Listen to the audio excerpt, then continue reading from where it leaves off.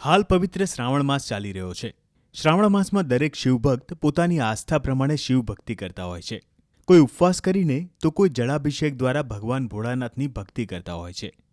ત્યારે અહીં કચ્છના માધાપરના કલાકારે પણ પોતાની કળા થકી શિવભક્તિ દર્શાવી છે.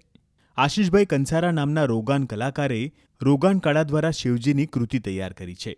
જેમાં શિવલિંગ પર જળાભિષેક, બેલીપત્ર, ત્રિશૂળ અને ડમરૂ સહિતની કૃતિઓ કપડા પર કંડારી છે. આશિષભાઈ આ કળા સાથે 6 વર્ષથી સંકળાયેલા છે. આ કળા 400 વર્ષ જૂની છે અને તેની વિશેષતા એ છે કે તે 200 વર્ષ સુધી ટકી રહે છે. આ કલાકૃતિમાં કપડું છે તે ફાટી શકે છે, પરંતુ તેના પર કરવામાં આવેલ રોગાન આર્ટ છે જે ક્યારે બગડતું નથી. અને ખાસ કરીને આ કળામાં વાપરવામાં આવતા રંગો ખૂબ જ આકર્ષક હોય છે. આમ તો રોગાન કળા ખૂબ કઠિન કળા માનવામાં આવે છે અને ખૂબ ઝીણવટભર્યું કામ હોય છે, જેમાં આશિષભાઈ માહેર છે. સામાન્યપણે જોઈએ તો રોગાન આર્ટમાં કલ્પવૃક્ષ અને ટ્રી ઓફ લાઈફ એવી જ કૃતિઓ થતી હોય છે મોટે ભાગે, અને જનરલી કોઈ કરતું નથી હોતું પોર્ટ્રેટ કે આવી કોઈ કૃતિ. તો મેં એવું બનાવવાનો હંમેશા અલગ અલગ બનાવવાનો ટ્રાય કરતો હોઉં છું.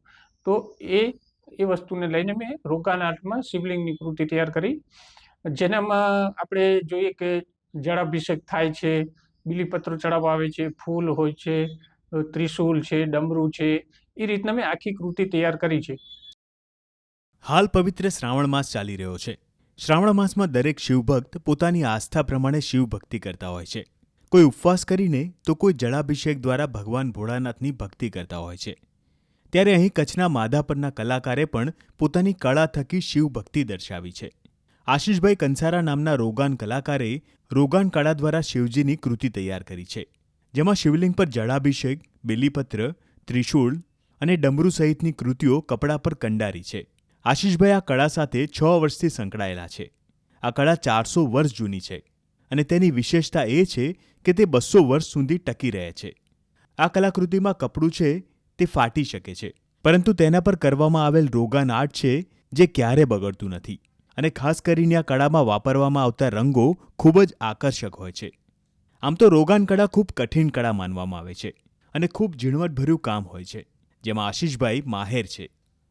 સામાન્યપણે જોઈએ તો રોગાન આર્ટમાં કલ્પવૃક્ષ અને ટ્રી ઓફ લાઈફ એવી જ કૃતિઓ થતી હોય છે મોટે ભાગે, અને જનરલી કોઈ કરતું નથી હોતું પોર્ટ્રેટ કે આવી કોઈ કૃતિ. તો મેં એવું બનાવવાનો હંમેશા અલગ અલગ બનાવવાનો ટ્રાય કરતો હોઉં છું. તો એ વસ્તુને લઈને મેં રોગાન આર્ટમાં શિવલિંગની કૃતિ તૈયાર કરી, જેનામાં આપણે જોઈએ કે જળાભિષેક થાય છે, બીલીપત્ર ચડાવવા આવે છે, ફૂલ હોય છે, ત્રિશૂલ છે, ડમરું છે, એ રીતના મેં આખી કૃતિ તૈયાર કરી છે.